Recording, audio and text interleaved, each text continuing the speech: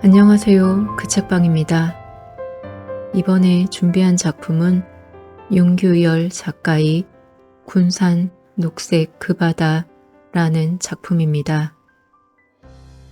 이 작품의 화자는 어린 시절 가족의 상황과 살던 곳을 회상하고 있습니다. 선박 퇴출로 무너진 아버지와 자식들의 뒷바라지를 위한 어머니의 헌신적인 모습이 변화한 군산을 배경으로 서정적인 문체로 표현되고 있습니다. 길이가 짧은 소설이지만 이야기의 농도가 짙으며 천천히 그리고 잔잔하게 마음에 스미는 작품입니다. 편안한 마음으로 감상하여 주시기 바랍니다. 낭독 시작하겠습니다.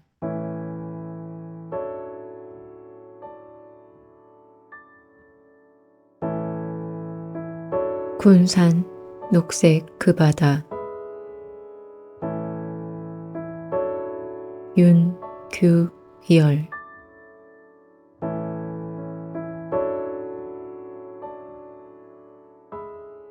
일. 성우는 동생과 함께 저녁이 되면 겁먹은 토끼 눈으로 주변을 두리번거렸다. 어머니는 말을 하지 않았지만 아버지의 귀가 이후의 일을 스스로 유추하고 대처 방법을 생각하며 기다리는 듯했다. 밤이 깊어가고 귀가가 늦는 날이면 더더욱 초조하였다. 언제부턴가 동생 광호는 순간을 잊어버리겠다는 듯 자리에 누워 잠을 자려고 뒤척였다. 그런 동생을 바라보고 있으면 별 생각이 다 들었다. 순간을 모면하려는 저런 지식을 어떻게 터득했는지 영리하다는 생각보다 영악하게 느껴지곤 했다. 아버지가 달동네 초입에 들어섰다는 것을 우리는 다 알고 있었다. 동네 어귀에 있는 귀남이네 집에서 사납게 개 짖는 소리가 들리고 동시에 아버지의 고함 소리가 마치 여름철 천둥 소리처럼 멀리에서 암울하게 들린다. 어머니는 아버지의 고함 소리가 들리면 일부러 집안에 있는 불을 모두 껐다. 암흑이었다. 점점 고함 소리가 커지고 이윽고 철대문에서 양철이 찢어지는 날카로운 소리가 들리고 비쩍거리는 발작 소리가 귓가에 들렸다. 그럴 때면 어김없이 이웃집게도 우악스럽게 찢어대곤 하였다. 아버지는 이웃집 쪽을 바라보며 한동안 개 짖는 소리를 흉내내다 괴상스럽게 웃으며 방문으로 돌진하였다. 이웃집 개는 개였지만 아버지는 꼭 미친 개 같았다. 어떤 땐 방문이 방 안으로 떨어져 방문과 함께 방 안으로 굴러들어온 때도 있었다. 성우는 이제 시작이구나 하며 불이 켜지기를 기다렸다. 시린 형광등불이 깜빡거리면 그때서야 잠에서 깬 것을 가장하고 눈을 찌푸리며 자리에서 일어났다. 그때 광호는 자는 척 꼼짝하지 않았다. 어머니는 방 가장자리에 쭈그리고 앉아 고개를 무릎에 박고 있었다. 그 모습이 마치 너 알아서 하라 라는 체념의 표정 같았다. 먼저 아버지의 우악스런 손이 성우를 낚아챘다. 술 냄새가 얼굴에 훅 하고 달려들었다. 아버지의 행동은 숙련이 돼 있는 일꾼처럼 매일 하는 일이라 그런지 그 행동이 자연스러웠다. 어머니는 아버지가 어떻게 하는지 가끔씩 고개를 들고 바라보기만 하였다.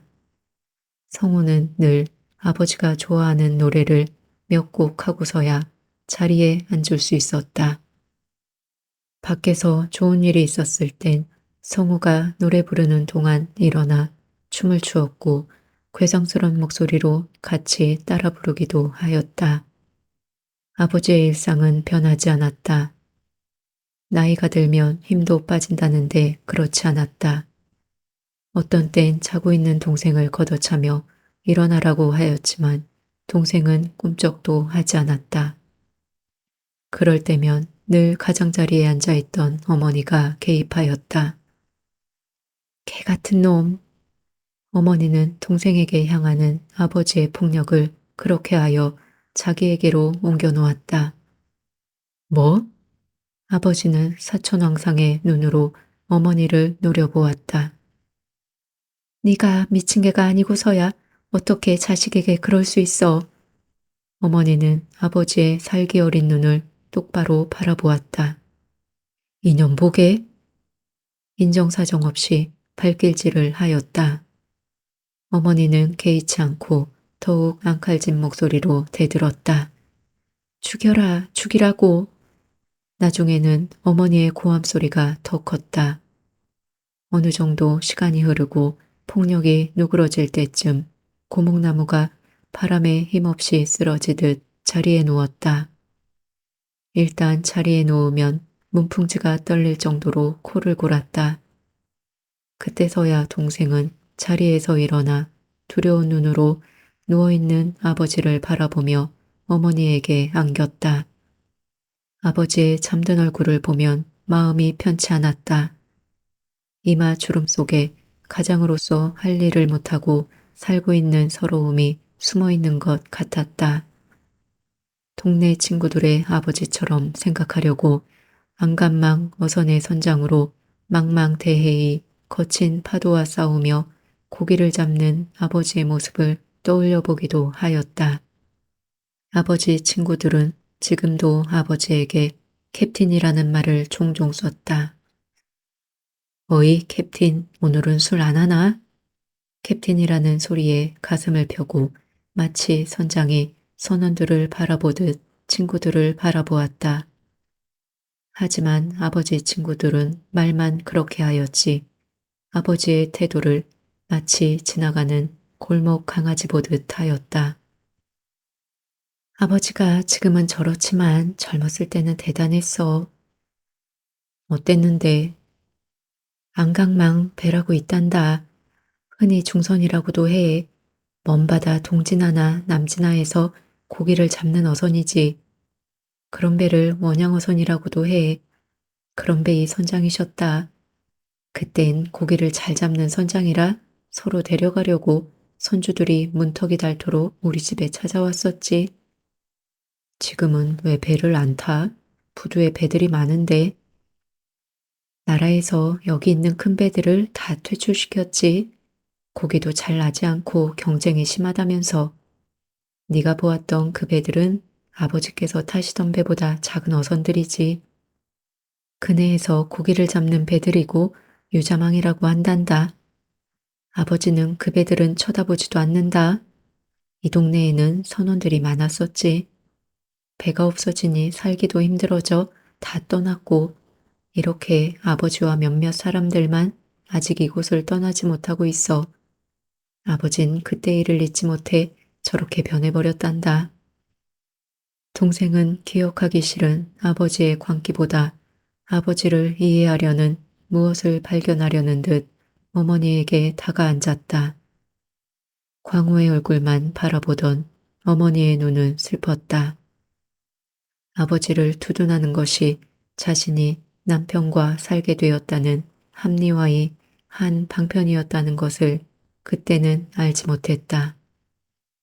아버지의 광기가 더욱 심해질 무렵 어머니는 검은 양복에 얼굴이 유난히 희고 키 작은 교회의 목사를 따라 나섰다. 목사는 검은색 표지에 두툼한 성경을 손에 앙당글에 잡고 있었고 그 뒤에는 7, 8명의 여자 신도들이 마치 암탉을 따라가는 병아리들처럼 골목길을 일렬로 늘어서 따라다녔다.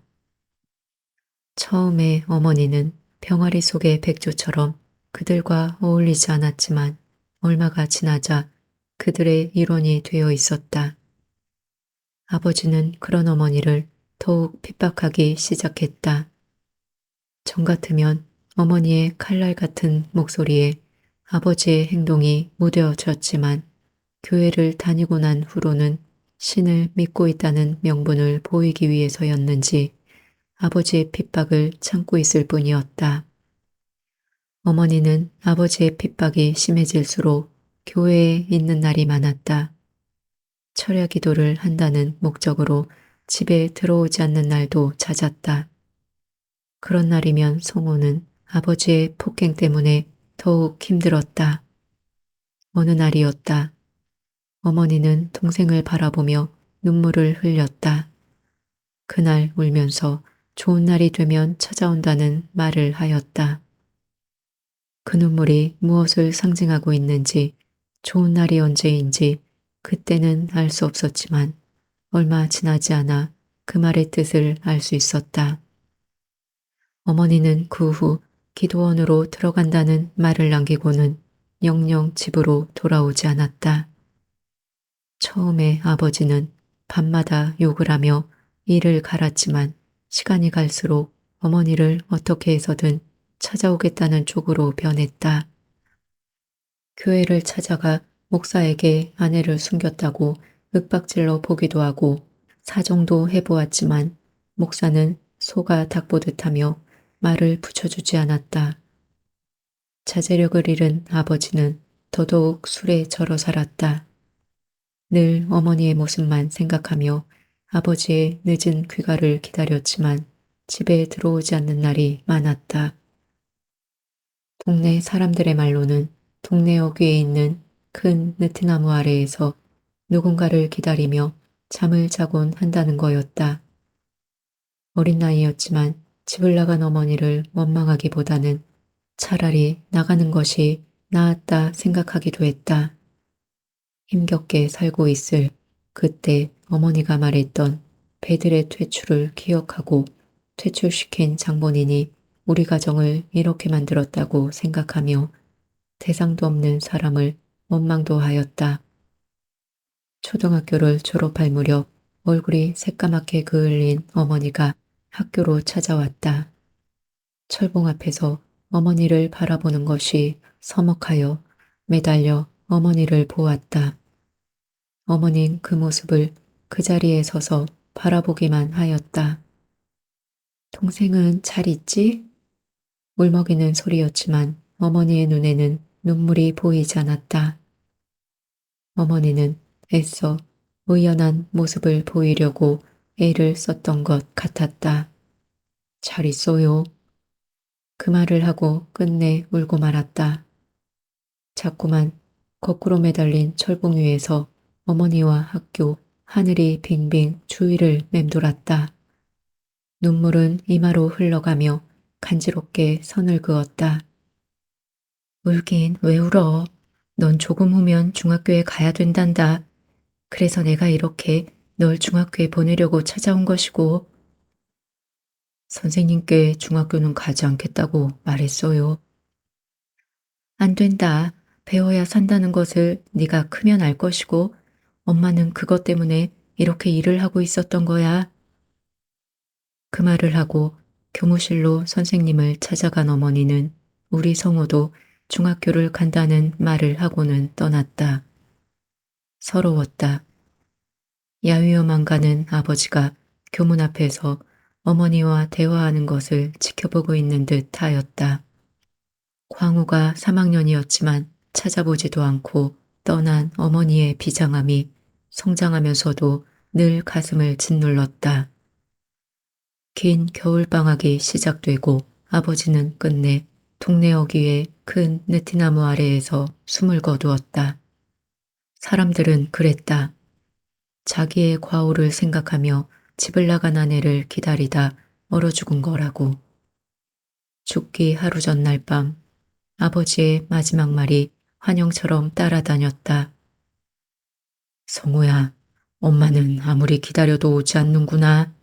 넌 동생을 잘 데리고 있어야 된다. 이 애빈 어떻게 될지 모르니. 그 말을 끝내고 쉼없는 낮은 음자리표에 기침을 하였다.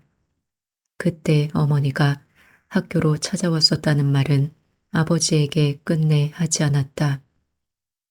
해망동 바람이 문풍지를 사납게 긁어대던 그날 시청에서 사람들이 와 아버지를 화장하고 시에서 운영하는 납골당에 아버지를 모셔놓았다. 납골당 관계자는 몇 번을 생각하다 나무 상자에 성우 아버지라고 글씨를 써넣어 주었다. 네가 크면 여기 아버지를 찾아가거라. 그리고 너희들은 월명동에 있는 고아원으로 보낼 것이니 조금만 참고 기다려라. 시청 직원은 차갑게 그 말을 하였고 납골당 관계자는 동생 광호를 불쌍한 눈으로 바라보았다. 2. 어떻게 알았는지 그날 저녁 어머니가 오셨다. 동생은 어머니의 모습을 마치 모르는 사람인 것처럼 놀란 소쩍새 눈으로 큰 눈만 끄먹거리며 바라보았다. 광호야, 엄마란다, 엄마야. 어머니는 광호를 안고 한동안 울었다. 미안하다, 내가 죽일년이지. 한동안 긴 울음소리가 들렸다. 성우는 눈물도 나오지 않았다. 머릿속에 고아원이 어떤 곳인지 생각하기만 하였다. 방에 불은 안 넣은 것이냐? 어머니가 방바닥을 손으로 쓸며 따뜻한 곳을 찾았지만 며칠째 연탄불을 넣지 않은 방에 온기가 있을 리 없었다. 지난번 불이 꺼진 후로는 그놈이 결국은 다 죽일 놈이었어. 그날 저녁 우리는 마치 둥지를 떠나는 원앙 새끼처럼 어머니의 뒤를 졸졸 따라 해망동 산동네 어두운 골목길을 빠져나왔다. 골목길을 나온 후에도 20여리를 더 걸어 어운동에 도착하였다. 처음으로 어머니의 따뜻한 품 안에서 그날의 추운 겨울밤을 지냈다. 어머니는 마치 암탉이 포란하듯 우리를 안고 어머니의 온기를 나누어 주었다. 아침은 딴 세상이었다. 비릿한 바다 냄새도 있었고 철썩이는 뿌연 강물도 있었다. 해망동 산허리에서 늘 보아왔던 바다의 풍경이 아니었다. 선원들의 분주한 하루의 시작도 없었다. 물이 빠지면 그저 넉넉하기만 한 갯벌이 펼쳐져 있는 어촌이었다. 어머니 이곳에 사셨어요? 성우는 어머니와 같이 일찍 일어나 불을 지피는 아궁이 앞에서 어머니의 모습을 자세히 살폈다. 모처럼 깊게 잠이 든 광호는 그때까지 일어나지 않았다.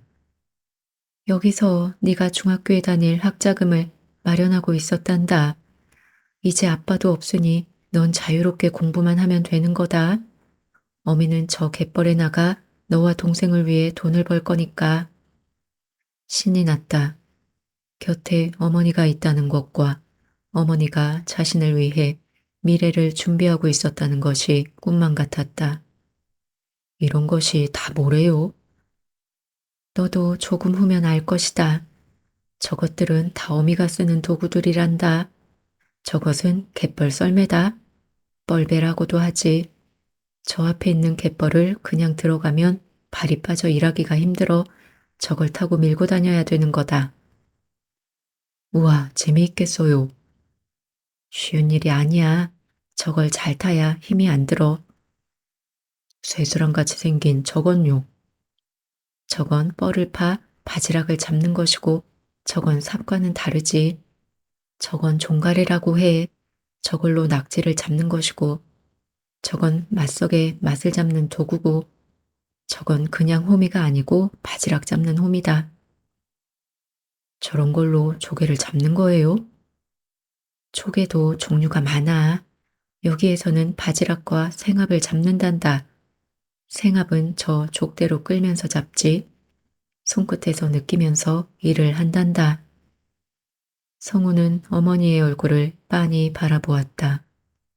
어머니의 야윈 얼굴에서 갯일들이 힘들다는 것을 알 수 있었다. 어머니, 제가 크면 이런 일을 안 하시도록 할게요.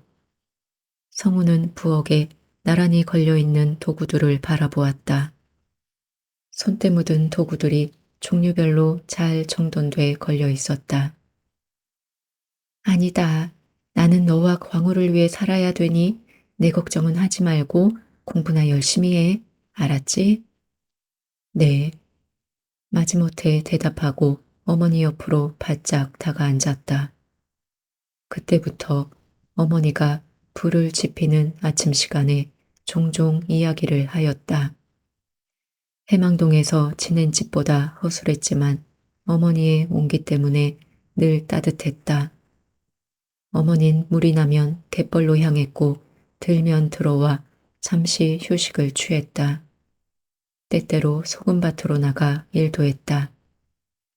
광호는 하루가 다르게 얼굴이 훤해갔다. 어머니가 또 없어질까 두려운지 말수도 많았고 학교에서 있었던 일들을 하나도 빠뜨리지 않고 조잘조잘 어머니에게 고했다.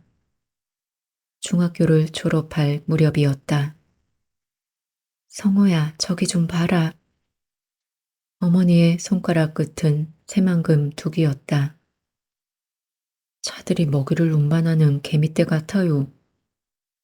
저기 물이 막히면 우리도 떠나야 된단다. 저기 소금밭 알지? 염전도 곧 없어질 것이고 바지락이며 생합도 모두 씨가 말라 버릴 거야. 어린 나이였지만 마치 깊은 우물에 두레박을 빠뜨린 것처럼 마음이 출렁거렸다. 그럼 우린 또 여길 떠나야 되는 거예요? 이곳에서 살 수 없으면 그렇게 해야지. 광호도 곧 초등학교를 졸업할 건데요. 어머니와 다시 이별을 하는 것은 아닌지 두려웠다. 그때까지는 견뎌봐야지. 세월이 너무도 빨랐다. 어머니의 근심 어린 표정이 나날이 깊어갔고 맨 먼저 소금밭에 갈대가 올라오기 시작하더니 얼마 지나지 않아 온통 갈대숲으로 변했다. 회백색으로 윤기 흐르던 갯벌은 검은색으로 변해갔고 동네 사람들은 하나둘씩 고향을 버리고 가까운 도회지로 떠났지만 그곳에 끝까지 남은 어머니는 바지락 씨를 채취하여 갯벌이 있는 남도지방 상인들에게 넘겼다. 숙명적으로 이를 위해 태어난 사람처럼 수학이 넉넉하지 않았지만 매일 갯벌에 몸을 적셨다. 그런 어머니를 동네에서는 억척순이라 불렀다. 상업 고등학교 졸업 무렵 농협은행에 취업이 돼 집 떠날 준비를 하고 있을 때 잡초로 우거진 염전에 마치 황색 공룡 같은 굴삭기들이 굉음을 내기 시작했다. 이름도 생소한 골프장을 짓는다는 것이었다. 그것을 허망하게 바라보며 어머니는 말했다. 너는 취업이 됐으니 여길 떠나면 절대로 고향은 생각하지 말고 열심히 돈을 벌어 너만 잘 살려고 하면 된다. 동생은 내년이면 고등학교에 갈 것이고 이 어미가 고등학교까진 맞춰줄 것이니 알겠지?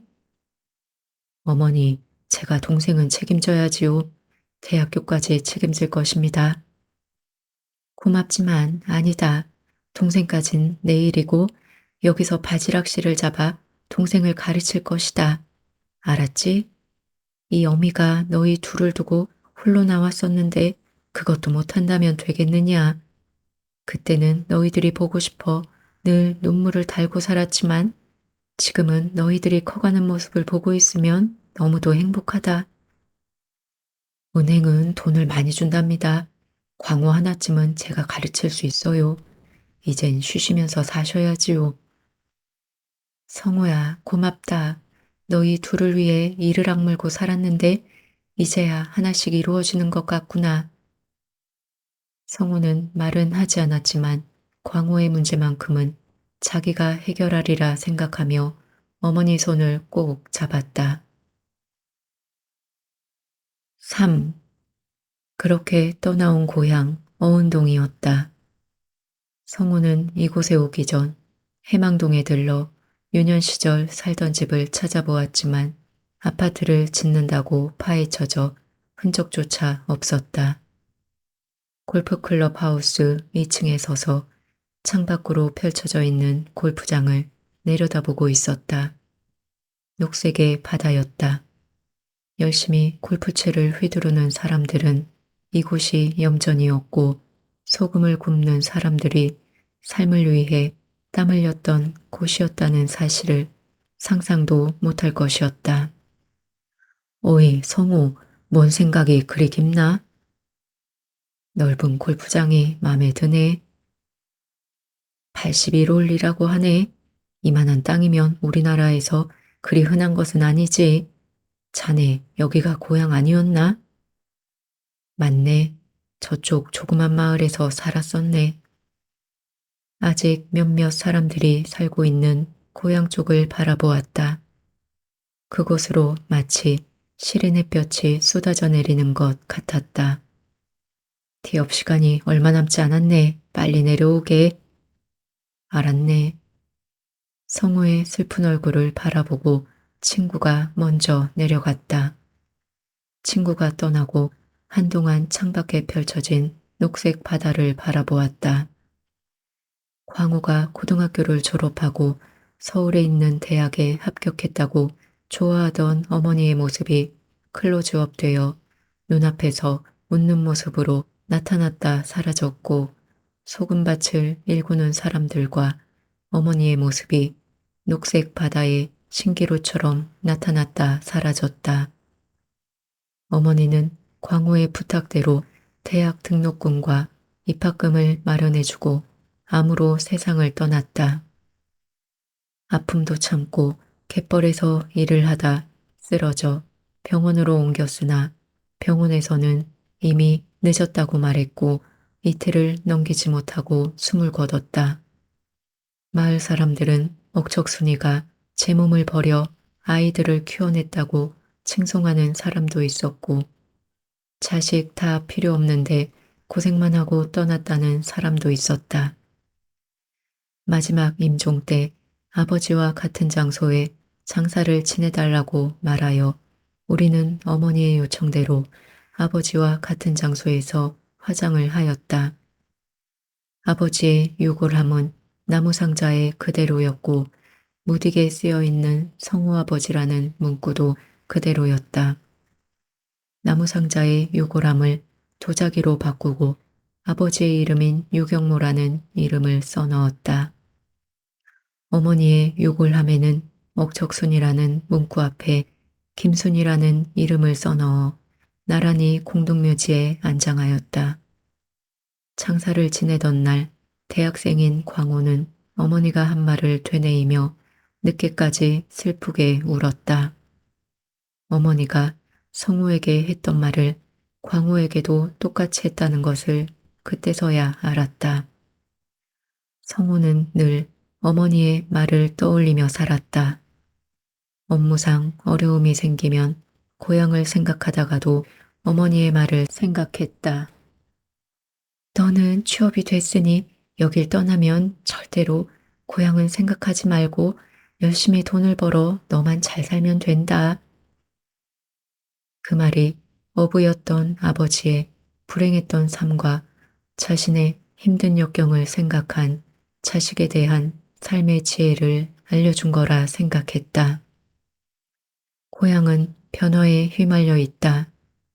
소금을 일구느라 힘겹게 싸움을 하던 그 넓은 소금밭이 지금은 초록의 물결 속에 외지 사람들의 놀이터로 변해 있고 하구가 막힌 만경강은 강물의 기능을 상실해 가장자리부터 갯벌이 새로운 땅으로 변해가고 있다.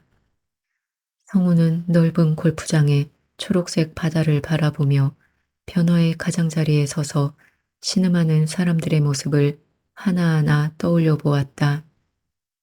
갯벌의 가장자리에 가을이면 피어있던 나문재의 붉은 초원, 겨울이면 연기가 머문 그 풀들이 말라 부드러운 연회색으로 물들었고 우린 그 나문재를 땔감으로 썼다.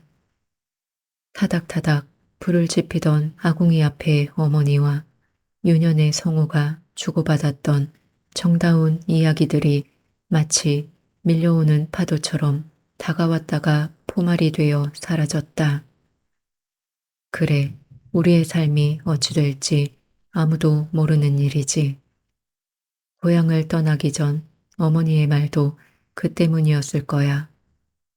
아버지처럼 되지 말고 자기의 환경에 적응하면서 살라는.